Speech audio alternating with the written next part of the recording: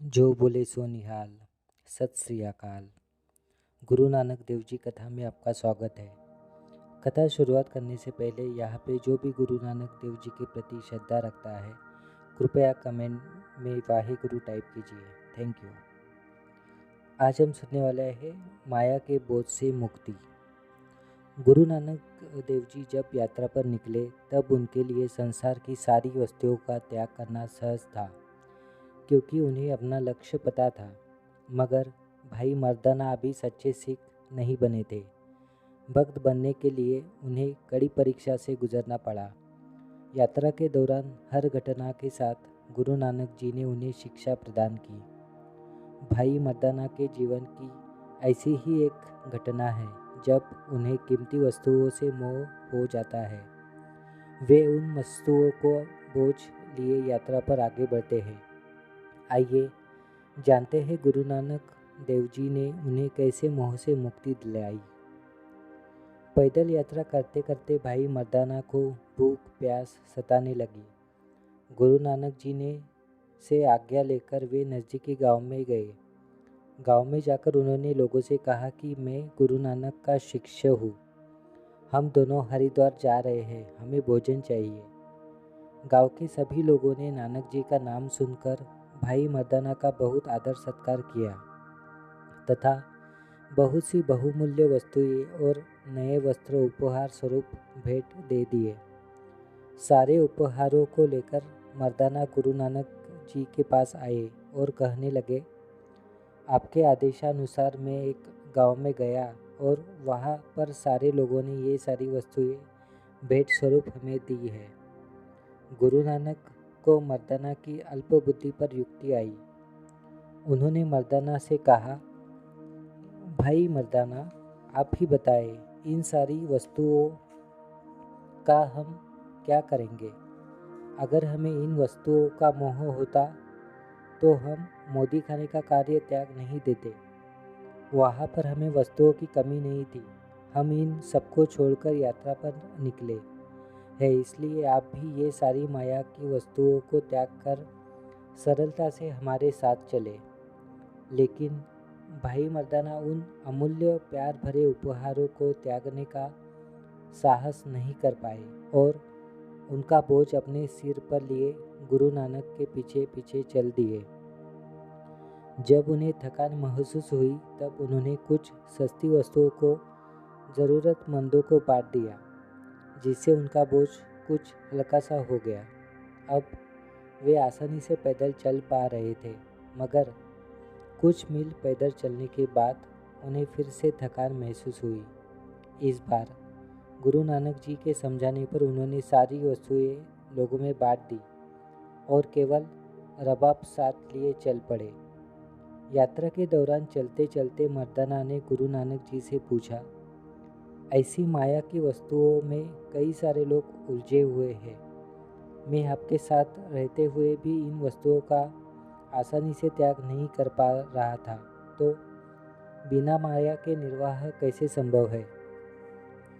गुरु नानक जी ने कहा, इसके लिए ज़रूरी है कि इंसान अपनी आवश्यकता के अनुसार ही माया का उपयोग करे।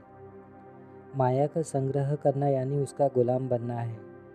जैसे कि आपने बिना आवश्यकता के वस्तुओं में अपने सिर पर उठा ली थी और आवश्यकता के अनुसार नए वस्त्र धारण किए थे, अर्थात नए वस्त्र धारण करना आपकी ज़रूरत थी और अन्य वस्तुएं केवल आपकी चाहत थी। ज़रूरत और चाहत में आपको हमेशा चाहत को छोड़कर ज़रूरत का चुनाव करना चाहिए। जैसे जैसे आपकी सजगता बढ़ेगी वैसे वैसे आपकी चाहत ही जीवन में उच्चतम चुनाव करने के लिए आपको चेतना की याद दिलाएगी कि मैं किस चेतना में रहते हुए फला निर्णय ले रहा हूँ। भाई मर्दाना ने आगे कहा, आपकी कृपा से मैं जीवन के रहस्य को समझ पा रहा हूँ। मैं मूर्ख हूँ, कभी भी उलझ सकता हूँ, इसलिए आप समय समय पर मेरा मार्गदर्शन करते रहे। माया का विस्तार से अर्थ बताते हुए गुरु नानक जी ने कहा, वे सभी सांसारिक वस्तुएं माया ही है जिन्हें पाने के लिए मन में चाहत उत्पन्न होती है। सांसारिक चीज़ों से होने वाला मोह हमेशा दुख का कारण बनता है। इस मोह माया का विस्तृत स्वरूप है रिश्ते, मकान, भूमि तथा अन्य बहुमूल्य सामग्री। ये सब माया का ही रूप है।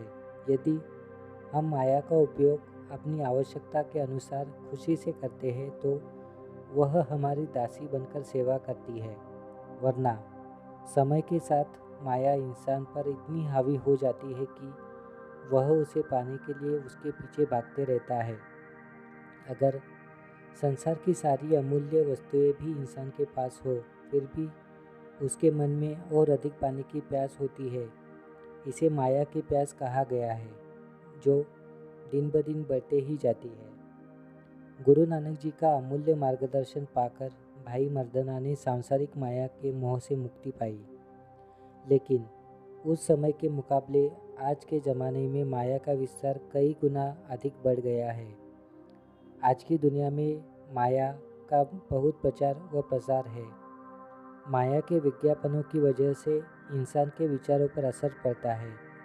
लालच और झूठ, सुविधा और विलासिता में अटकना, अज्ञान, इंद्रिय सुख की लालसा में फंसना, आलस्य का शिकार होना, संस्कारों की कमी और मायावी साधनों की वजह से इंसान का चरित्र दिन ब दिन कमज़ोर हो जा रहा है, क्योंकि आज इन चीज़ों की इंसान के जीवन में भरपूर दखलंदाजी हो चुकी है। माया से भरी इस दुनिया में इंसान को बहुत सारी चीज़ें आकर्षित कर रही है। वह जब घर पर रहता है तो विज्ञापन पढ़ता है, टीवी देखता है। इन माध्यमों द्वारा सतत यही बात उसके सामने आती है कि उसे ऐसा ही जीवन जीना चाहिए जैसे माया के विज्ञापन सलाह देते हैं। उसके मित्र भी उसे बिना पूछे यही बताते हैं। विज्ञापनों के गहरे प्रभाव से धीरे धीरे लोगों का अपना वजूद, जिससे उन्हें जाना जाता है, वस्तु बनकर रह गया है। फैंसी मोबाइल फ़ोन, इंटरनेट, खूबसूरत बंगला, बंगले में लॉन, बढ़िया सी आलीशान कार, गहनों की लदी हुई महिलाएं, महंगे कपड़े इत्यादि के आधार पर इंसान का चरित्र तौला जाता है। सामाजिक मान्यता के अनुसार इंसान के पास जो कीमती चीज़ें हैं, उससे यह तय होता है कि वह इंसान कितना मालदार और शानदार है। दरअसल व्यक्तित्व वह नहीं है जो हमें बताए कि जब तक मेरे हाथ में मोबाइल फ़ोन नहीं रहेगा तब तक मुझ में आत्मविश्वास नहीं होगा। आत्मविश्वास तो इन चीज़ों के बिना भी हो सकता है। कुछ साल पहले जब मोबाइल फ़ोन नहीं थे, लेकिन फिर भी लोगों में आत्मविश्वास था। आत्मविश्वास आंतरिक गुण है जो बाहरी वस्तुओं का मोहताज नहीं होता। फिल्मों की बातों में हमें काल्पनिक दुनिया दिखाई देती है और वही दुनिया हमें सच्ची लगने लगती है। यह एक माया का दरबार और कारोबार जिससे हर एक को मुक्ति पानी है। Thank you.